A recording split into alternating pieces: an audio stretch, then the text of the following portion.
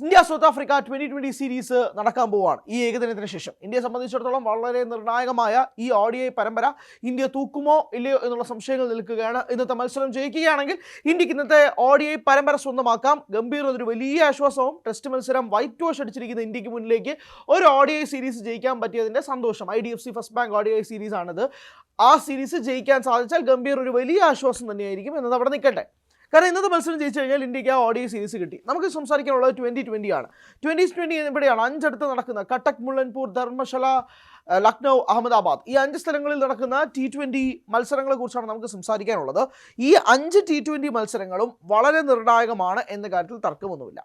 ഇനി 2020 മത്സരങ്ങളാണെങ്കിൽ ഓപ്പണിംഗ് ആര്? ഇതാണ് ഏറ്റവും പ്രധാനപ്പെട്ട നിർണായകമായ ചോദ്യം. നമുക്കറിയാം ക്യാപ്റ്റൻ ശുഭ്മൻ ഗിൽ കഴുത്ത് വേദന കാരണം അദ്ദേഹം എന്തായാലും 2020 പരമ്പര കളിക്കില്ല. അപ്പോൾ സാധ്യത ആർക്ക്? സഞ്ജു സാംസണ് സാധ്യതയുണ്ടോ? തീരെയില്ല എന്നാണ് റിപ്പോർട്ടുകൾ. അതുതന്നെയാണ് ഏറ്റവും പ്രധാനപ്പെട്ട കാര്യവുമായിട്ട് പ്രേക്ഷകരുടെ മുന്നിലേക്ക് പറയാനുള്ളത്. സഞ്ജു സാംസണ് ഇത്തവണത്തെ 2020 പരമ്പരയിൽ ഇടം കിട്ടാനുള്ള സാധ്യത വിരളമാണ്, കുറവാണ് എന്ന് വേണമെങ്കിൽ തന്നെ പറയാം. ചിലപ്പോൾ 15 അംഗ സ്ക്വാഡിലൊക്കെ സഞ്ജുവിന് കിട്ടിയിരിക്കാം. പക്ഷേ സഞ്ജുവിന് മത്സരം കളിക്കാൻ സാധ്യതയില്ല എന്നുള്ളതാണ് ഏറ്റവും പ്രധാനപ്പെട്ട റിപ്പോർട്ടുകളായിട്ട് നമുക്ക് ലഭിക്കുന്നത്. 2 പേരിലേക്കാണ് അല്ലാതെ പോകുന്നത്. ഏറ്റവും മുൻപന്തിയിൽ നിൽക്കുന്നത് 2 പേരുകളാണ്.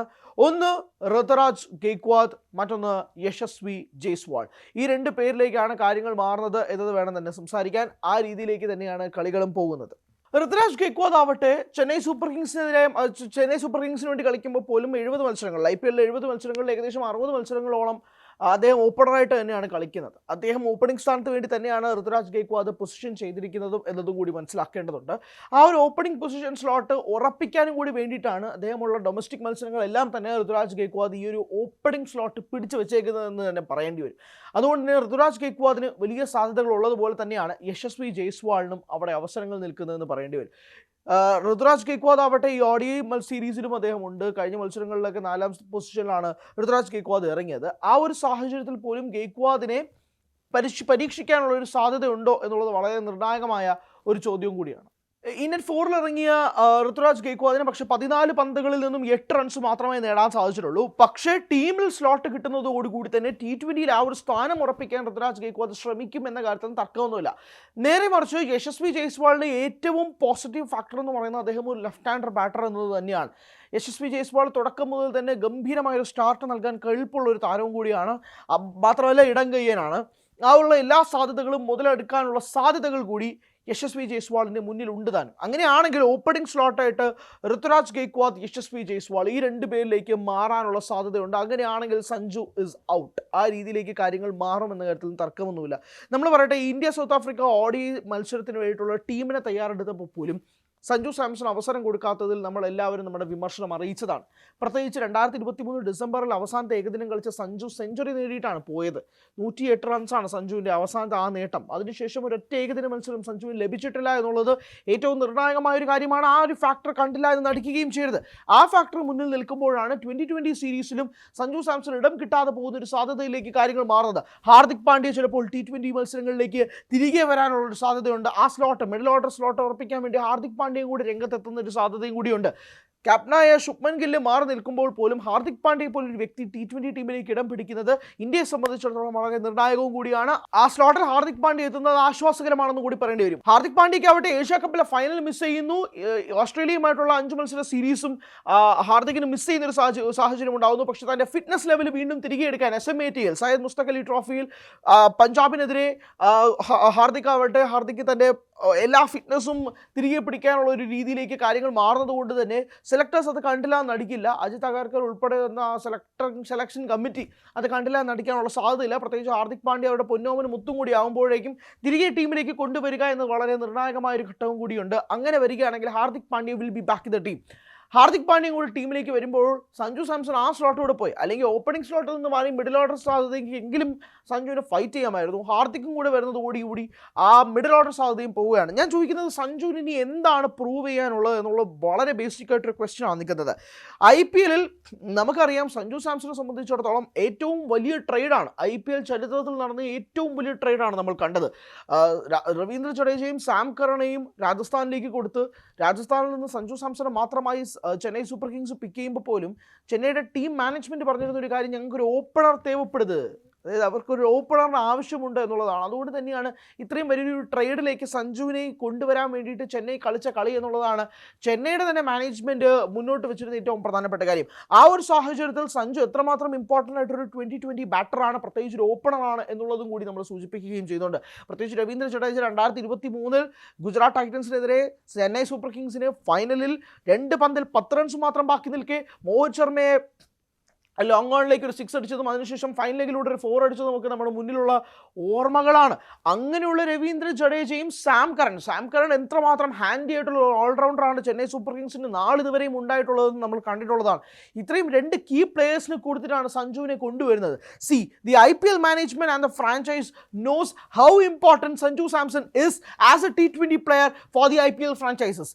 എന്നിട്ടും ഇന്ത്യൻ നാഷണൽ ടീമിന് അത് മനസ്സിലാകുന്നില്ല എന്നുള്ളത് വളരെ നിർണായകമായ ഒരു ചോദ്യം കൂടെ നിൽക്കുകയാണ്. സി ODI ടീമിൽ സഞ്ജുവിനെ ഇടം പിടിക്കാത്തതിൽ നീതി നിഷേധമാണ്, അതിനകത്ത് പിന്നിൽ കളികളുണ്ട് എന്നുള്ളത് ചോറ് തിന്നുന്ന മലയാളികൾക്കുൾപ്പെടെ ചപ്പാത്തി കഴിക്കുന്ന ഹിന്ദിക്കാർക്ക് വരെ അതറിയാം.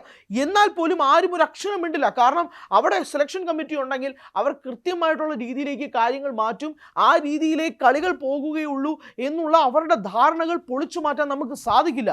പക്ഷേ T20 ക്രിക്കറ്റിൽ where Sanju Samson is the king എന്ന രീതിയിൽ വിളിക്കാൻ പറ്റുന്ന അദ്ദേഹത്തിൻ്റെ ബേസിക് ആയിട്ടുള്ള ഫോർമാറ്റിൽ പോലും അദ്ദേഹത്തിന് ഇടം കിട്ടുന്നില്ല എന്ന് പറയുമ്പോഴാണ് ഈ കളികൾ ചോദ്യം ചെയ്യപ്പെട്ടിട്ടില്ലെങ്കിൽ ഇന്ത്യൻ ടീമിൻ്റെ ഭാവി ചെറുതൊന്നും അല്ല ആടി ഉലയാൻ പോകുന്നത്. ഈ കപ്പൽ ആടി ഉലഞ്ഞ് മറിഞ്ഞ് തകിടം മറിയാൻ പോകുന്ന കാഴ്ചയിലേക്ക് കാര്യങ്ങൾ മാറും. ടെസ്റ്റ് ക്രിക്കറ്റിൽ നമ്മൾ ഇന്ത്യയുടെ നാശം കണ്ടുകൊണ്ടിരിക്കുകയാണ്. ഞാൻ വീണ്ടും ആവർത്തിക്കുന്നു, 53 വർഷത്തെ ചരിത്രത്തിനിടയിൽ ഇന്ത്യക്ക് ഇത്രയും നാണം കണ്ടൊരു തോൽവി ഉണ്ടായിട്ടില്ല. ടെസ്റ്റ് ക്രിക്കറ്റിൽ ഇത്രയും പരാജയമായിട്ടൊരു ഇന്ത്യൻ ടീമിനെ നമ്മൾ കണ്ടിട്ടേ ഇല്ല. കാരണം T20 കളിക്കുന്നവരെയും ODI കളിപ്പിക്കുന്നവരെയും വിളിച്ച് റെഡ് ബോൾ ക്രിക്കറ്റ് കളിപ്പിച്ചാൽ ഇങ്ങനെ ഇരിക്കും. ഗംഭീർ അതിന് പേരിൽ പല കാര്യങ്ങളും പറയും, ഞാൻ ട്രൈ ചെയ്തതാണ്, ഞാൻ അങ്ങോട്ട് നോക്കിയതാണ്, ഞാൻ ഇങ്ങോട്ട് മറിച്ചതാണ്. ഒന്നുമല്ല, ഗംഭീറിൻ്റെ ടാക്ടിക്സ് പരാജയമാകുന്ന കാഴ്ചയാണ് നമ്മൾ കണ്ടുകൊണ്ടിരിക്കുന്നത്. ODI ക്രിക്കറ്റിൽ ഇന്നത്തെ മത്സരത്തിൽ രോഹിത് ശർമ്മയും വിരാട് കോഹ്ലിയും വലിയ രീതിയിൽ തിളങ്ങിയില്ലെങ്കിൽ ഇത് എങ്ങോട്ടാണ് കാര്യങ്ങൾ മാറുന്നതെന്നും അറിയത്തില്ല. അപ്പോൾ തിളങ്ങേണ്ട സാഹചര്യവും കൂടിയുണ്ട്. ആ ഒരു പശ്ചാത്തലത്തിലും കൂടി നിൽക്കുമ്പോഴേക്കും വളരെ നിർണായകമാണ് ഗൗതം ഗംഭീറിൻ്റെ ആ സ്ഥാനവും. പക്ഷേ ഗൗതം ഗംഭീറിൻ്റെ സീറ്റൊന്നും ആടി ഉലയാൻ പോകുന്നില്ല കേട്ടോ. കാരണം ടെസ്റ്റ് മത്സരത്തിന് ശേഷം സൗത്ത് ആഫ്രിക്കയുടെയും കൂടെ വൈറ്റ് വാഷ് അടിച്ചതിന് ശേഷം പോലും ഗൗതം ഗംഭീറോട് ആ കസേരയിൽ നിന്ന് ഒഴിയേണ്ട മോനെ അവിടെ ഇരുന്നോ എന്നുള്ളതാണ് BCCI പറഞ്ഞിരിക്കുന്നത്. പിന്നിൽ പൊളിറ്റിക്സ് ആയിരിക്കാം, അല്ലായിരിക്കാം, അറിയില്ല. അത് വെറും റൂമർ ആയതുകൊണ്ട് നമ്മൾ അതിന് പിന്നിൽ ചർച്ച ചെയ്യുന്നതുമില്ല. പക്ഷേ ഇന്ത്യൻ ഡ്രസ്സിംഗ് റൂം ഓക്കെ അല്ല, ഈ പ്ലേസ് ഓക്കെ അല്ല, ഇവിടെ പ്രശ്നങ്ങളാണ്. അത് ഞാൻ പറയുന്നത് ഉറപ്പായിട്ടും ഒരു കേക്ക് കട്ടിംഗ് സെലിബ്രേഷനിൽ വിരാട് കോഹ്ലി പങ്കെടുത്തില്ലെങ്കിൽ അത് ഡ്രസ്സിംഗ് റൂമിൻ്റെ റാപ്പ് ശരിയല്ല എന്നത് തന്നെയാണ്. നമുക്ക് ഓർമ്മയുണ്ടോ? ഞാൻ ഒന്ന് ഓർമ്മിപ്പിക്കാം, T20 വേൾഡ് കപ്പൊക്കെ നടക്കുന്ന സമയത്ത് ഓരോ പ്ലേയേഴ്സിനും ബെസ്റ്റ് ഫീൽഡർ അവാർഡൊക്കെ ഡ്രസ്സിംഗ് റൂമിൽ വെച്ച് ഇന്ത്യൻ ടീം തന്നെ കൊടുക്കുന്ന ഒരു സാഹചര്യത്തിൽ എന്തായിരുന്നു റാപ്പോ?